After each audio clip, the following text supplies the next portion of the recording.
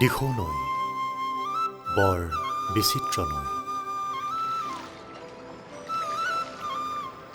এই কল্লোলিনী দিশৰ পাৰতেই আহোম স্বৰ্গদেউসকলৰ ৬০০ বছৰীয়া অচ্যুত ধ্বজাবাহী তীৰ্থক্ষেত্ৰ ৰংপুৰ।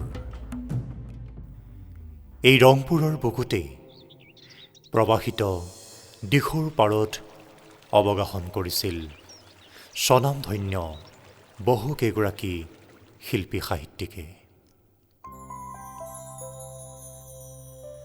তেনে এজন দিশপৰীয়া মহিয়ান ব্যক্তি হ'ল নবাব ইমৰান শ্বাহ।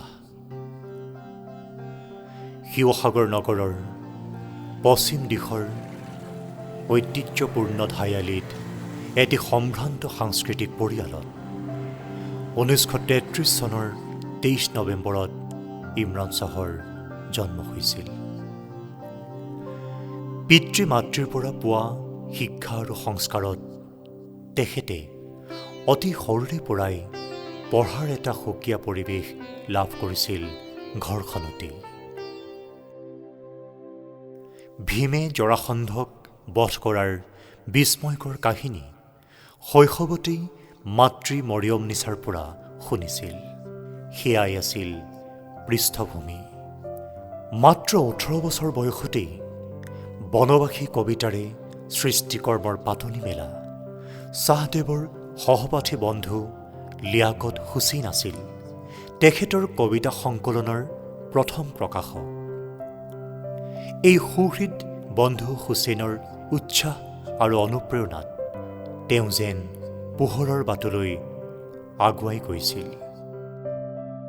তেখেতৰ বদান্যতাতেই 1951 চনত ইমৰান শ্বাহৰ জীৱনৰ প্ৰথমখন উপন্যাস সংগীতৰ সিপাৰে প্ৰাণ পালে। ধাইআলিৰ 2 নম্বৰ প্ৰাথমিক বিদ্যালয়ৰ পৰা শিৱসাগৰ চৰকাৰী হাইস্কুললৈ, তাৰপিছত কটন কলেজ হৈ স্নাতক মহলাত শিৱসাগৰ কলেজলৈ, শেষত গুৱাহাটী বিশ্ববিদ্যালয়ৰ পৰা অসমীয়া বিভাগত স্নাতকোত্তৰ ডিগ্ৰী অৰ্জন কৰালৈকে এক দীঘলীয়া শিক্ষাসতী যাত্ৰা। তেওঁৰ স্কুলীয়া জীৱনত বিশেষভাৱে প্ৰভাৱ বিস্তাৰ কৰিছিল বিশ্বনাৰায়ণ শাস্ত্ৰী, আব্দুল ছাত্তাৰ, কাশীনাথ বৰ্মন, আজিজুৰ ৰহমান আদি বিশিষ্ট শিক্ষকসকলে। বিশেষকৈ আজিজুৰ ৰহমানৰ অনুপ্ৰেৰণাতেই তেওঁক ইংৰাজী সাহিত্য আৰু লেখক সম্পৰ্কে জানিবলৈ উৎসাহিত কৰিছিল। শেক্সপিয়াৰ, শৰৎচন্দ্ৰ চট্টোপাধ্যায়, ৰবীন্দ্ৰনাথ ঠাকুৰৰ সাহিত্য অধ্যয়নৰ বাট মুকলি কৰি দিছিল শিক্ষক আজিজুৰ ৰহমানে। জীৱনৰ বিভিন্ন পৰিক্ৰমাত কেতিয়াবা সহপাঠী হিচাপে, কেতিয়াবা শিক্ষক হিচাপে, কেতিয়াবা প্ৰতিবেশী হিচাপে, কেতিয়াবা আকৌ সহকৰ্মী হিচাপে তেওঁ পাইছিল অসমৰ বিশিষ্ট সাহিত্যিকসকলক। ইমৰান শ্বাহক মই সহকৰ্মী স্বৰূপে পোৱাৰ আগলৈকে এজন মানুহ স্বৰূপে, লেখক স্বৰূপে চিনি পাওঁ। আমি যেতিয়া ডিগ্ৰীত পঢ়ি থাকোঁ সেই সময়তে তেখেতৰ গল্প বৰ জনপ্ৰিয় হৈছিলে।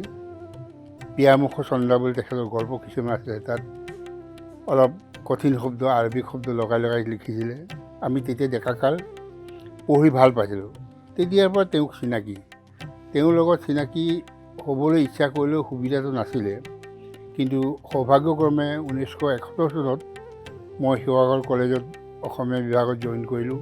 আৰু আমি যেতিয়া একেলগে কাম কৰিছিলোঁ সেই সময়ত 5জন অধ্যাপক আছিল কাৰণে আমাৰ বিভাগৰ মানুহখিনি বাহিৰত পঞ্চৰত্ন বুলি নাম দিছিলে।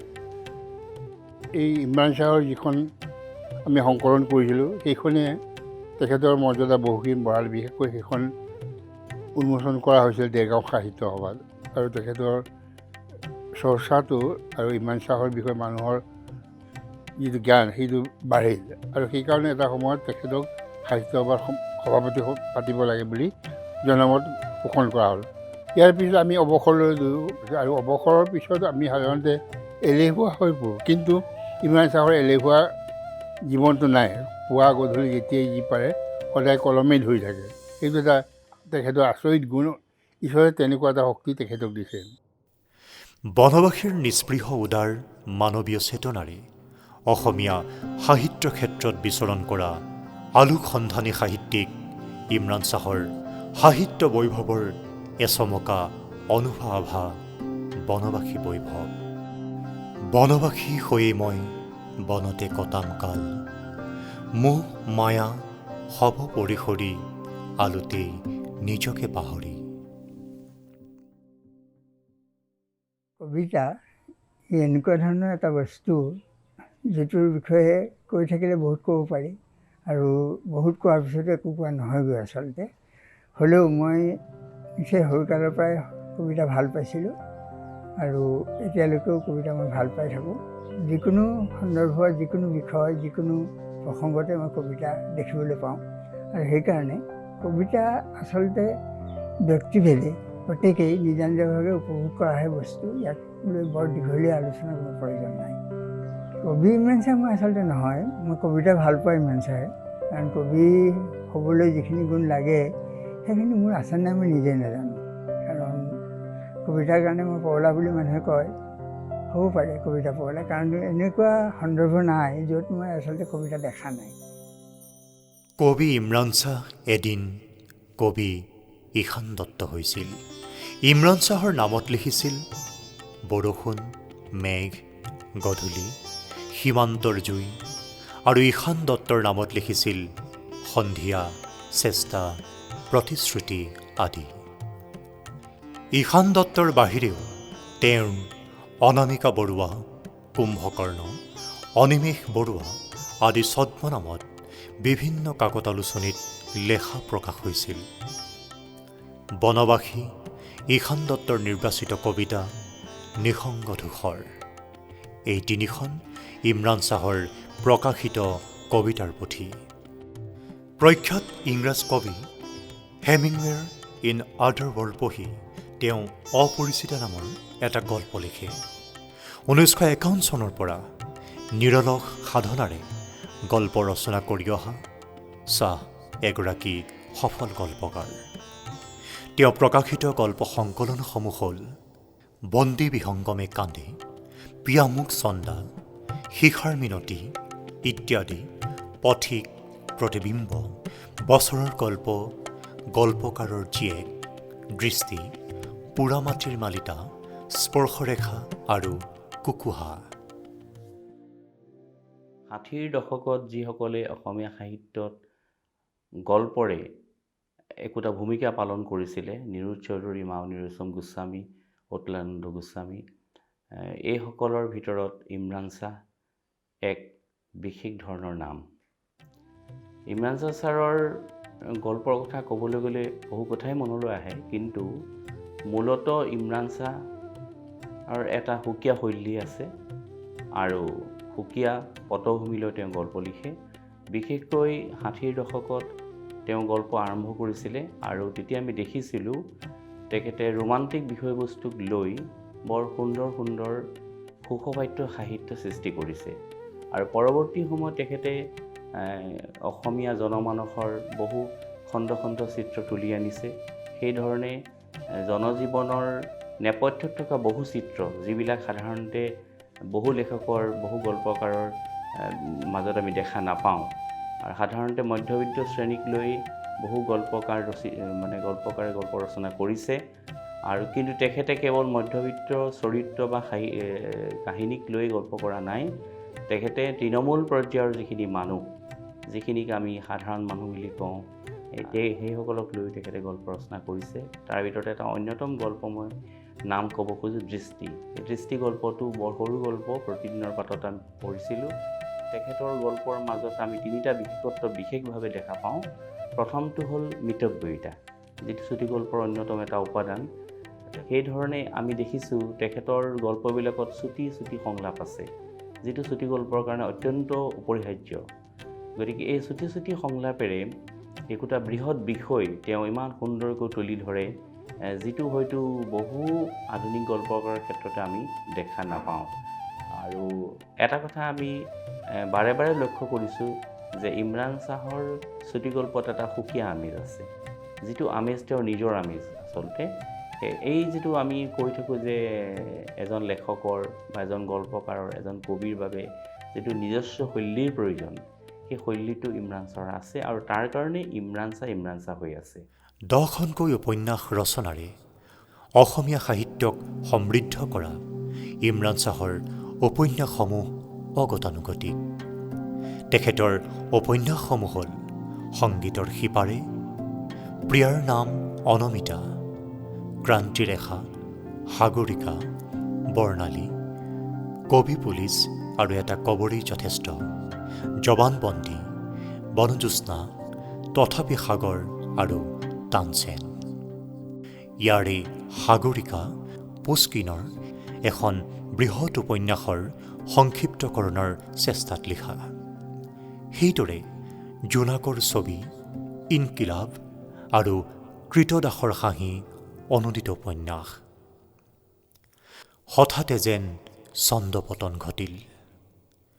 আকস্মিকভাৱে 1981 চনৰ 12 ফেব্ৰুৱাৰীত ইমৰান ছাৰৰ মৰমৰ পত্নী শ্বাহিদা বেগমৰ মৃত্যু হয়।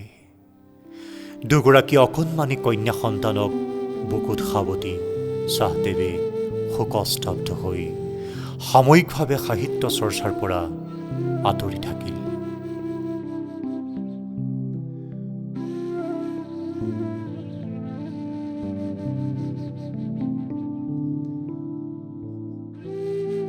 একাধাৰে কবি, গীতিকাৰ, ঔপন্যাসিক, গল্পকাৰ, নাট্যকাৰ, শিশু সাহিত্যিক, প্ৰবন্ধকাৰ, অনুবাদক, জীৱনীকাৰ, সুবক্তা আৰু বাতৰি কাকতৰ স্তম্ভ লেখক ইমৰান ছাৰৰ সাহিত্যৰ সুঁতিটো আৰু প্ৰসাৰিত হ'ল। ৰজনীগন্ধা নামৰ তেওঁৰ গল্পৰ কাহিনীটোৱে সুদক্ষ পৰিচালক প্ৰফুল্ল বৰুৱাৰ হাতৰ পৰশত ৰশ্মিৰেখা নামৰ চলচ্চিত্ৰলৈ ৰূপান্তৰ ঘটিল।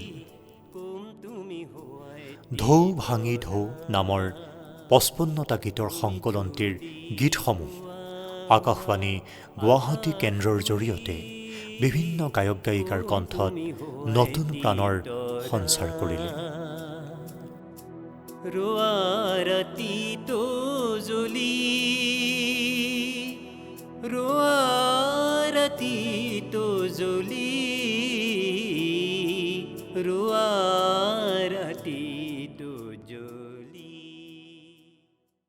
মোৰ সাহিত্যিক জীৱনৰ আৰম্ভণি সময়খিনি আৰু অস্পষ্ট, কাৰণ মই দৰাচলতে লিখাৰ কথা কাহিনী ভবা নাছিলোঁ। মই কিন্তু নিচেই কম বয়সৰ পৰা পঢ়িছিলোঁ, এইটো ঠিক কথা, আৰু নিচেই কম বয়সৰ পৰা পঢ়াৰ কাৰণে সাহিত্যৰ বিভিন্ন দিশ বা বিচিত্ৰ দিশৰ লগত মোৰ পৰিচয় হৈছিল। সেইকাৰণে হয়তো এটা সময়ত মই লিখাৰ কথা নিজেই ক'ব নোৱাৰাকৈ ভাবিছিলোঁ আৰু হয়তো লিখিছিলোঁ। কিন্তু যেতিয়া সাহিত্য কি জনা হৈছিলোঁ বা জানিবলৈ আৰম্ভ কৰিছিলোঁ, তেতিয়াৰ পৰা মই লিখিবলৈ আৰম্ভ কৰিছোঁ। সেইটোৱে ক্লাছ 8, 9 এনেকুৱা বছৰৰ পৰা বয়সৰ পৰা লিখিবলৈ আৰম্ভ কৰিছোঁ, আৰু পাৰিছোঁ নে নাই ক'ব নোৱাৰোঁ, এতিয়ালৈকে লিখি আছোঁ। আৰু নৱাব ইমৰান শ্বাহ। যোগেন চেতিয়া মহোদয়ৰ মতে সাধু সৎ প্ৰকৃতিৰ অজাত শত্ৰু লোক ইমৰান শ্বাহ। ব্যক্তিগৰাকীৰ বিপক্ষে ক'বলৈ একো সুৰুঙা নাই। এক বিৰল ব্যক্তিত্বৰ লোক। অজ্ঞানত ইমৰান ধৈৰ্য জ্ঞানাঞ্জনা চলকয়া চক্ষুৰ উন্মিলিতং যেন তস্মৈ শ্ৰী গুৰৱে নমঃ। এনেকুৱা শিক্ষাগুৰু পাবলৈ বৰ টান। আমি ভাগ্যৱান আছিলোঁ বুলি ভাবোঁ। ছাৰ এগৰাকী সুশিক্ষক আছিল, এগৰাকী অত্যন্ত সৰল, নিৰহংকাৰী আৰু ছাত্ৰৰ ওচৰ চাপিব পৰা ব্যক্তি আছিল। প্ৰাজ্ঞ ব্যক্তি যাক কোৱা হয়। ছাত্ৰ হিচাপে মই যেতিয়া পাইছিলোঁ হয়তো ইমান ওচৰ চাপিব পৰা নাছিলোঁ, কিন্তু ছাৰৰ যি শ্ৰেণীত পঢ়োৱাৰ যি ধৰণ, সেই পঢ়াই যাওঁতে তেখেতে যিখিনি কথা আমাক কৈছিল, কেৱল পাঠটোতে আবদ্ধ নাথাকি সেইখিনিৰে আমাক বহুত উপকৃত কৰিছিল আৰু আমি বহু কথা জানিব পাৰিছিলোঁ। আৰু সেইকাৰণে ইমৰান শ্বাহ ছাৰ সকলো ছাত্ৰৰেই এগৰাকী শ্ৰদ্ধেয় শিক্ষক। সকলো প্ৰাক্তন ছাত্ৰই আজি ছাৰৰ নাম ল'ব, আৰু ছাৰৰ নাম শুনিলে শ্ৰদ্ধাত মোৰ দুখ খাই যায়, মোৰো দুখ খাই যায়। আজিও যদিও এটা সময়ত গৈ আমি একেলগে কামো কৰিছিলোঁ, কিন্তু মই আজিও ছাৰক শিক্ষাগুৰুৰ দৃষ্টিৰে চাওঁ, একেলগে কাম কৰা ব্যক্তি হিচাপে কেতিয়াও নাভাবোঁ। ছাৰ, মোৰ যিসকল ছাৰৰ কাৰণে মই আজি এই মানুহটো হ'ব পাৰিলোঁ, তাৰ ভিতৰত ইমৰান শ্বাহ ছাৰ অন্যতম। সমসাময়িক কথাৰ ওপৰত এনেকুৱা সচেতন আছিল ছাৰে, ৰাজনীতি কওঁ, সমাজনীতি, অৰ্থনীতি, বিজ্ঞান, মই আচৰিত পাওঁ ছাৰ কোনটো বিষয়ৰ ওপৰত ছাৰে সচেতন নহয় বা কোনটো সমসাময়িক কথাৰ ওপৰত ছাৰ অজ্ঞ। সেইকাৰণে মই কৈছোঁ যে এগৰাকী প্ৰাজ্ঞ ব্যক্তি, ছাৰৰ কোনো পৰিৱৰ্তন হোৱা নাই। আমাৰ অকণমান বৃদ্ধ বয়সে আমাক চুইছে, কিন্তু ইমৰান শ্বাহ ছাৰক চুব পৰা নাই। এতিয়াও সেই সক্ৰিয়, সেই ছাৰজনেই, ডেকা ছাৰজনেই আজিও হৈ আছে। আৰু সেইকাৰণে মই এটা ছাৰৰ অভিনন্দন গ্ৰন্থৰ এটা প্ৰবন্ধত মই শেষত এনেকৈ লিখিছিলোঁ, ছাৰ এনেকৈয়ে থাকক। আজিও সেইটোকে কওঁ, ছাৰ এনেকৈয়ে থাকক, ছাৰ শতায়ু হওক। 2009 চনত ইমৰান শ্বাহৰ নিৰ্বাচিত গল্প প্ৰকাশ পোৱাৰ পিছতেই তেখেতৰ সাহিত্য সাধনাৰ স্বীকৃতিৰ ধাৰা এটা যেন আৰম্ভ হ'ল। 2010 চনত তেওঁলৈ আগবঢ়োৱা হ'ল অসম উপত্যকা সাহিত্য বঁটা। 2011 চনত অসম চৰকাৰে তেওঁলৈ আগবঢ়ালে আজান পীৰ বঁটা। ইয়াতকৈও আনন্দৰ কথা, ৰাজ্যখনৰ বৃহৎ সাহিত্য অনুষ্ঠান অসম সাহিত্য সভাই তেখেতক সভাৰ উচ্চতম পদ সভাপতি আসনতো অধিষ্ঠিত কৰোৱালে 2013 চনত। অমায়িক নিৰহংকাৰী ব্যক্তিত্বৰ অধিকাৰী, অধ্যয়ন পিপাসু ইমৰান শ্বাহে অসম সাহিত্য সভাৰ পতাকাৰ তলত অৱস্থান কৰি জনসংযোগৰ যোগেদি অসমীয়া ভাষা সাহিত্য সংস্কৃতিৰ প্ৰচাৰ প্ৰসাৰ আৰু বিকাশৰ বাবে নিজকে নিয়োজিত কৰি এক মহৎ কৰ্ম সমাপন কৰিলে।